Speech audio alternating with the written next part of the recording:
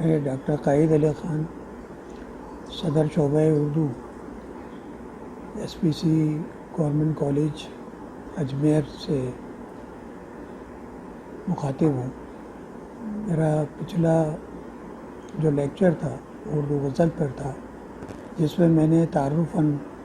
اردو غزل کے بارے میں آپ کو بتایا تھا۔ غزل کے دوسرے حصے میں غزل کی انفرادیت، اہمیت اور اس کی ماہیت پر روشنی ڈالوں گا،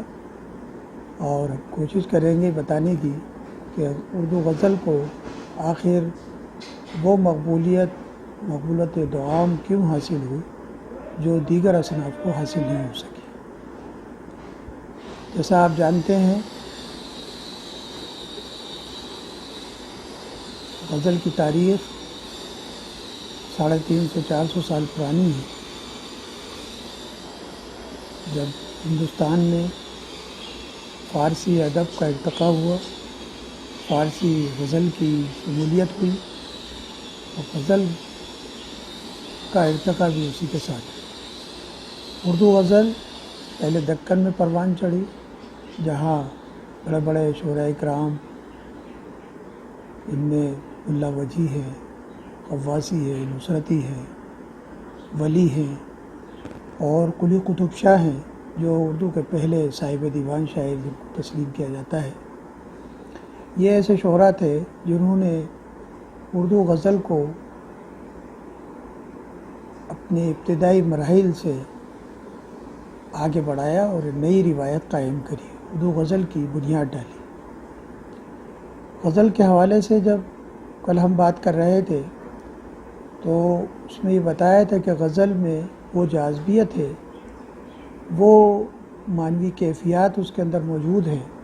جس کی بنا پر اردو غزل کو بہت زیادہ مقبولیت اور شہرت حاصل ہوئی ہے، اور اس کا تعلق لامحالہ خواص سے ہی نہیں بلکہ عوام سے بھی رہا ہے۔ غزل کے مختلف ادوار ہیں جس کا عہد بعہد ارتقاء ہوا ہے، لیکن ہمیں یہاں سمجھنا یہ ضروری ہے کہ اردو غزل کو اردو شاعری کی آبرو کیوں کہا گیا۔ جیسے طلباء دیکھتے ہیں کہ ان کے ایگزامینیشن کے اندر اس طرح کے سوالات پوچھے جاتے ہیں کہ غزل اردو شاعری کی آبرو ہے، اس قول کی توضیح کیجیے یا وضاحت کیجیے، تو وہاں ایگزامینر کا جو سوال پوچھنا کا مقصود ہے وہ غزل کی اہمیت ہے، اس کی انفرادیت ہے، اس کی خصوصیات ہیں۔ خصوصیات کے ذیل میں چند باتیں روشن کرنا چاہوں گا کہ غزل میں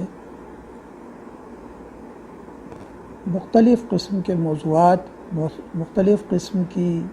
کیفیات ضم کرنے کی صلاحیت موجود ہے۔ غزل میں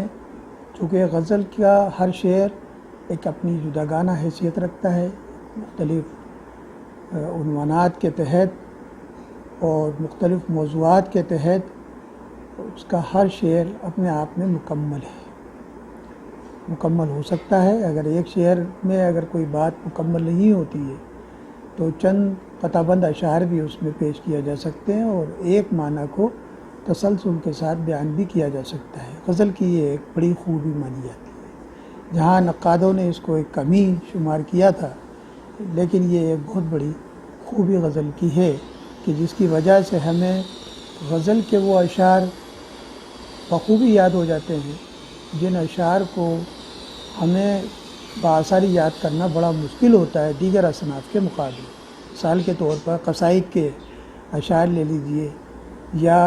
مراثی کے اشعار لے لیجئے، یا دیگر اصناف میں۔ ان کے علاوہ بہت ساری ایسی چیزیں ہیں جو غزل سے منسلک ہونے کے لیے عوام سے قریب اس کو کرتی ہے، اور اس میں وہ صلاحیتیں موجود ہیں جس کی بنا پر ہمیں شعر اس کے بآسانی یاد ہو جاتے ہیں۔ غزل کی ایک خوبی یہ ہے کہ اس میں نئے رنگ خیالات، یعنی نئی باتیں، نئے خیالات، نئے موضوعات پر ہم اس کو علیحدہ انداز میں پیش کر سکتے ہیں، اور اس میں مختلف قسم کی کیفیتوں کو بھی جو ہے شامل کر سکتے ہیں۔ مثال کے طور پر اگر ایک شعر اگر شاعر کہتا ہے کسی رنج و غم کی کیفیت میں اگر کہتا ہے تو دوسرا شعر وہ خوشی کا بھی کہہ سکتا ہے، دوسرا شعر وہ مختلف کیفیات کا، چاہے وہ فلسفہ ہو، پند و نصیحت کی بات ہو، تصوفانہ خیالات ہوں، یا اور بھی دیگر باتیں جو ہے وہ اس طرح کی وہ غزل کے اشعار میں منسلک کر سکتا ہے، پیش کر سکتا ہے، اور یہی غزل کی انفرادیت کی سب سے بڑی دلیل ہے۔ بہرحال غزل کو جب ہم ادوار کے اعتبار سے دیکھتے ہیں، جب اردو غزل کی بات کرتے ہیں تو ولی دکنی جن کو کہا جاتا ہے، ولی نے اردو شعر و ادب میں سب سے پہلے اردو غزل کے اندر حسن و عشق کے مضامین کو اتنے تنوع کے ساتھ پیش کیا ہے کہ اردو غزل کی وساطت، اس کی گہرائی اس سے ظاہر ہوتی ہے کہ غزل کے اندر کس قدر گہرائی ہے۔ ولی نے حسن کو اور عشق کو، دو ہی موضوعوں کو بطور خاص لیا، حالانکہ ان کے ہاں کچھ تصوفانہ خیالات کی باتیں بھی ہیں، ان کے کلام میں بہت زیادہ موجود ہیں، ملتی ہیں، لیکن حسن و عشق کو بطور خاص انہوں نے پیش کیا ہے۔